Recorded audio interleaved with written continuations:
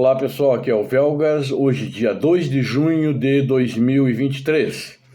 A Rússia estabelece condições para o fim da guerra na Ucrânia. Vamos discutir esse assunto. Primeiro quero convidá-los a inscreverem-se no canal, a darem seu like e compartilharem com suas redes sociais. Façam seus comentários. O vice-ministro de Relações Exteriores, o segundo escalão, mandaram ele, vamos dizer assim, colocar isso para a imprensa internacional, uma lista de exigências para alcançar a paz na Ucrânia. O nome dele é Mikhail Galuzin. Esse vice-ministro, ele fez uma entrevista à imprensa agora essa semana, e as condições para o fim da guerra para a Ucrânia, ele começou para resolver esse conflito. Muita da paz está se falando no Ocidente e muito pouco na Rússia. Mas eles colocaram esse senhor, o vice-ministro, para falar.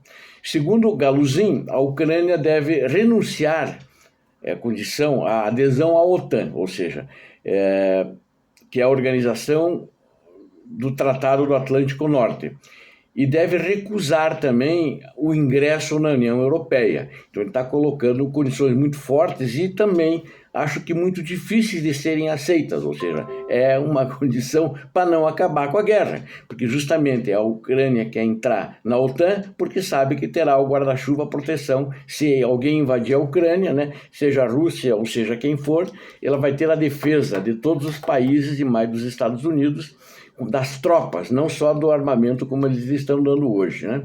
Então essa é uma condição para alcançar a paz, né? É uma das condições, mas ele citou mais condições para acabar a paz. Ele falou também que a Rússia está convencida, né, que só é possível cessar com as hostilidades das Forças Armadas da Ucrânia, né? A Ucrânia que está sendo hostil, né? Como se eles não tivessem invadido. Então, o que precisa acabar é cessar imediatamente o fornecimento de armas ocidentais, ou seja, os Estados Unidos não podem mais fornecer armamento, a União Europeia não pode mais fornecer armamento, nem treinamento, nem nada assim, ou seja, então ele quer isso, ele quer para que o lobo possa invadir as ovelhas e comer todas elas, para ficarem fracas. Então são condições, é uma condição totalmente inaceitável nesse momento do jogo. Tanto que a Ucrânia passou a receber armamento depois que eles invadiram, né? Para alcançar uma paz abrangente e duradoura, segundo ele, né, a Ucrânia deve retornar a um status neutro e não alinhado. Está isolada lá, sozinha no mundo, como era a Suécia, como era a Finlândia, que agora a Finlândia já entrou na OTAN, né? A Suécia vai entrar na OTAN porque quando viram o que aconteceu na Ucrânia, eles correram para a OTAN, que eles precisam da proteção do guarda-chuva da OTAN, sem dúvida nenhuma, né?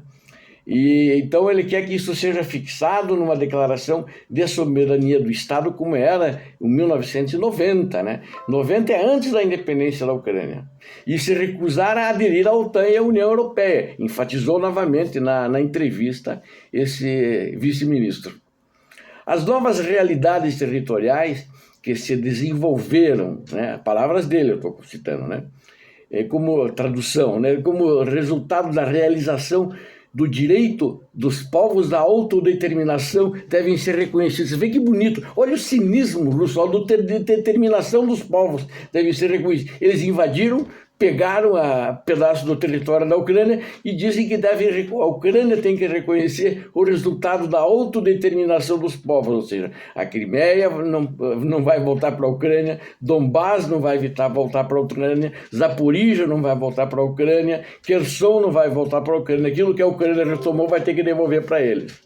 É um negócio maluco, uma coisa que não é séria, mas a gente tem que saber, porque eles dizem que quem não quer negociar, quem não aceita negociar paz é os Estados Unidos, é a União Europeia, é a OTAN e a Ucrânia. Mas é claro que nesses termos ninguém vai aceitar, né? E além dessas condições, esse vice-primeiro-ministro Galuzin, primeiro-ministro não, primeiro-ministro, né, pontuou que outro elemento importante seria a língua russa como língua do Estado, ou seja, tinha que reconhecer a língua oficial é a língua russa, né? no nível legislativo, o estado da língua russa deve ser fixado, né? É necessário alcançar a observância na Ucrânia dos direitos humanos básicos, incluindo o direito à liberdade de religião. Disse, mas a Ucrânia tem o direito à liberdade de religião.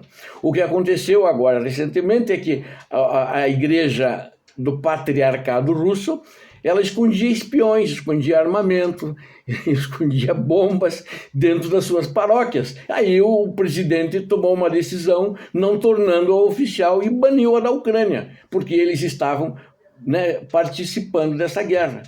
E, né, então é uma coisa que não tem senso, não tem pé nem cabeça. Mas poderá existir uma negociação de paz, sem dúvida, mas nesses termos ninguém vai aceitar. A Ucrânia não aceita, nem que os Estados Unidos digam aceitem, porque os Estados Unidos não vão dizer também para serem aceitados. Mas a propósito disso, né, eu gostaria de citar o presidente Macron, né, o Emmanuel Macron, presidente francês, falou sobre uma possível negociação de paz. E ele estava na Bratislava, né, que é a capital da Eslováquia, e ele falou hoje dizendo o seguinte, que no caso, nos próximos meses, permitirem, vamos dizer assim, uma janela para negociações, ele falou, isso não pode impossibilitar eventuais julgamentos. Que julgamentos são esses? Crimes de guerra cometidos pela Rússia. E isso, é claro, endereça ao Putin, que já tem um mandado de prisão contra ele. Então, acho muito difícil iniciarem-se negociações nesse sentido de paz por causa disso. A Rússia colocou condições inaceitáveis por qualquer um dos lados. Não é pela Ucrânia não são aceitáveis e pelos países aliados também não. Porque os países aliados sabem que a recompensa da Rússia, não, pelo fato dela ter invadido, não pode ser ficar nos estados, no território que ela conquistou. Ela tem que devolver tudo. Aí sim podemos negociar a paz. Senão não. É o que pensa a Ucrânia, é o que pensa os Estados Unidos, é o que pensa a União Europeia. Obrigado a vocês que assistiram esse vídeo. Deus abençoe a todos, Deus abençoe a Ucrânia. Que cheguemos a um acordo de paz, mas que seja bom para todo mundo e não seja uma camisa de força para a Ucrânia. A Rússia não pode ser vencedora depois de tantos crimes de guerra, crimes contra a humanidade que ela cometeu. Deus abençoe a todos. Paz e bem.